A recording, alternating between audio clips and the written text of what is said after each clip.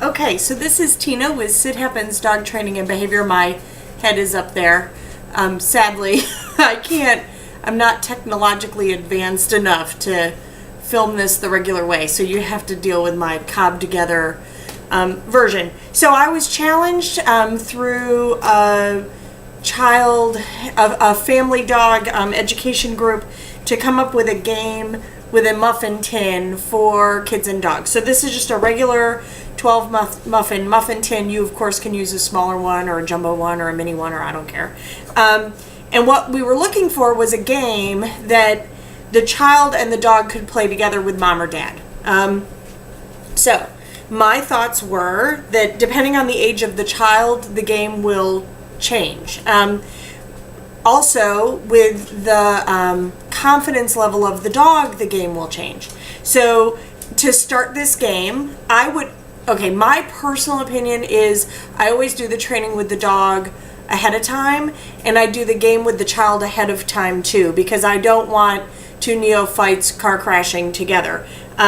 So I would start with the dog with just an empty muffin tin and some of their regular food, and we would start the game with no balls in the tin, and I would put food in the little containers and let my dog get used to sticking their nose in there, right? I might do a little bit of weight and okay, take it and that kind of stuff, and then start covering up and having the dog figure out, like, okay, maybe we only put kibble under some of them or all of them, it doesn't matter.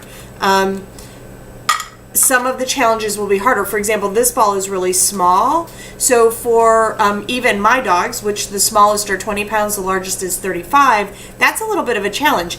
This Kong is actually much easier for them to move. So teach the dog separately. Marco, that'll do. Teach the child separately. You can see Marco thinks that this is a hysterical game. And then with regard, what I find is that keeping the dog happy and engaged is the easy part. Keeping the child happy and engaged for a period of time is actually a little bit harder. And so originally my plan was like, oh, we'll just do all tennis balls, and I suppose we could work on numbers by putting numbers or letters on them. But then I thought, and just do it as a memory game, right? Like there's not kibble under that one, but there is kibble under this one, and let the dog do some nose work. They love that. Kids think it's awesome too when the dog figures it out. However, I thought, well, you could actually take this a step further and do the same and different and things like that. So, for example, I have 2 Orby balls, which Marco has pulled the blue off of almost identically on both balls. And so I might talk to the child, which balls are the same or different.